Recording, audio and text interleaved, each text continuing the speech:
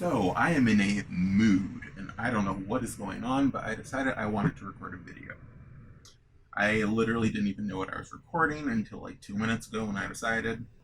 My options were a TBR for February, a review of Daughter from the Dark by the Dyachenkos, or a review of this series, which is what I chose, and that is because book 2 comes out in a couple days on February 2nd. I was lucky enough to receive an ARC from NetGalley, and the series that I'm talking about is the Chimera series by Kate Glass. The first book being An Illusion of Thieves, and the second book that's coming out in a couple days is A Conjuring of Assassins. Now, this is a really, really fun story. It's a lot lighter than a lot of what I read, and it's pretty fast paced, which is nice, since I read a lot of very chunky epic fantasy books that take a long time to kind of get rolling. So, in this world, on the Costa Drago, which is inspired by Renaissance Italy, magic is a crime and a sin. Anyone who can wield magic is the spawn of the devil, Dragonus, who sleeps beneath the Costa Drago and will rise up to destroy it someday, is the mythology. And so this story follows a kind of group of magicians who are gathered up in this first book. So the story begins with Rami, and she was sold by her mother to the Moon House when she was like 10 years old, and they trained her to be a courtesan. She was then sold to the Duke, the ruler of the city, Sandro, also known as Il Padrone, and she became known as Mistress Cataline, where she served him for 9 years. And the two of them actually fell in love and grew to really respect one another and enjoy each other's company. She became very educated by him. She was very quick, and she just loved learning and loved kind of witty banter between the two of them. And so they had a really nice dynamic going on. And so something happens where Rami's brother Neri steals some jewels in the beginning of the book. The only reasonable culprit would be Rami and Neri's father, because he's the only one who knew about it for the most part. Or it had to be Neri, but he would be using magic, which is a crime. So Sandra took pity on Rami.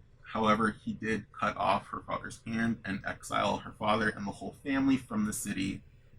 The only two who were allowed to remain were Rami herself and her brother Neri. And Rami was sent back to the beggar's ring, going from major riches to complete squalor. And she was tasked with looking after her brother Neri and keeping him out of trouble, or else, if he commits some trouble, she is responsible for it too, and could then be killed. So Rami basically has to make a new life for herself. She starts working as a scribe, but then they come into contact with a few other characters who it turns out can also wield magic. So the four main players that we have are Rami, and her ability is she can touch someone and erase the memory and replace it with a new story in their head. However, the interesting part is that she can also do this to herself. And so she can basically slip into this whole new persona where she completely becomes and inhabits a new person and doesn't even remember her true identity, to the point where people won't even recognize her. She is basically the world's best actress.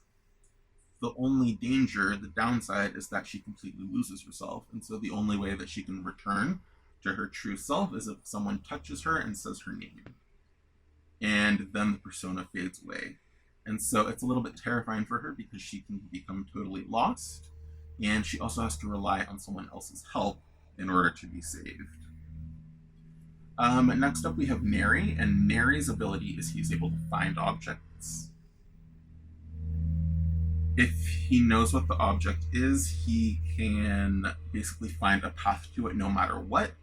And if the path is blocked, at that point, he'll be able to walk through a wall to get to where he is searching. The fourth character is this enigmatic swordsman named Placidio, who takes Neri on as a student. And he has this ability to basically perceive someone's actions the instant before they do them.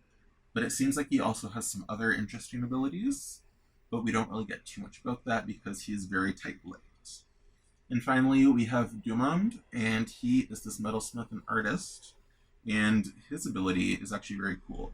He can paint a door onto a wall or surface, and he can basically connect it to a completely new location. So he's basically able to make portals. However, he has to paint them first. And so that requires preparation. He can't just magical portal instantly. In book one, Rami gets wind of a plot against the Duke that could result in the city's turmoil and ruin. She and her three companions decide that they can use their magic powers to foil this plan. And that is the story in book one. Now, they really like the thrill of it. It's kind of like this Ocean's 11 type feeling. It's very heisty and high stakes, but kind of fun at the same time. They're almost like con men. And so they quite enjoy what they can do, and they enjoy the impact that they're able to make. And so soon after the events of book one, a new opportunity comes up in book two, where a prisoner is being moved from one place to another, and this prisoner has a document on him, which is very damning. And they need to retrieve this document or else, basically. And it's just such a fun ride. I really can't recommend this series enough. If you're just looking for something kind of light and a little bit funny and just very easy and digestible to read, it's nothing heavy like The Wheel of Time or The Forgetting Moon or anything like that. It's just something that you can get through very quickly. So book two definitely has more intrigue than the first book. They discover more plots, and the plans have plans of their own. It's just plans within plans, and things get very audacious. And it's just a super fun read. I really like the character of Rami because she's strong, but this is something that Murphy says sometimes. She likes female characters who are strong, not because they're emulating men, but because they have a strength that's all their own. Either their intelligence, their charisma, their will to survive, their anger, like Rin from the Poppy War. And Rami definitely embodies that. She's just a courtesan. She really has no martial training for the most part. She can fight a little bit, but she's no warrior by any means. But she really gets by with her wits, her guile, and just her charisma, her charm. She's able to con the socks right off of you. I really wish I owned a copy of the series too, because the covers are absolutely gorgeous. I really like them. And so I might get a copy actually this weekend.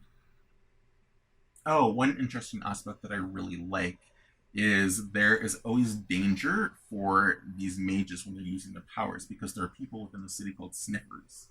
And sniffers, basically there's this group of witch hunters, and these witch hunters, they catch mages and they kill the women because they don't want any reproduction of more tainted mage blood.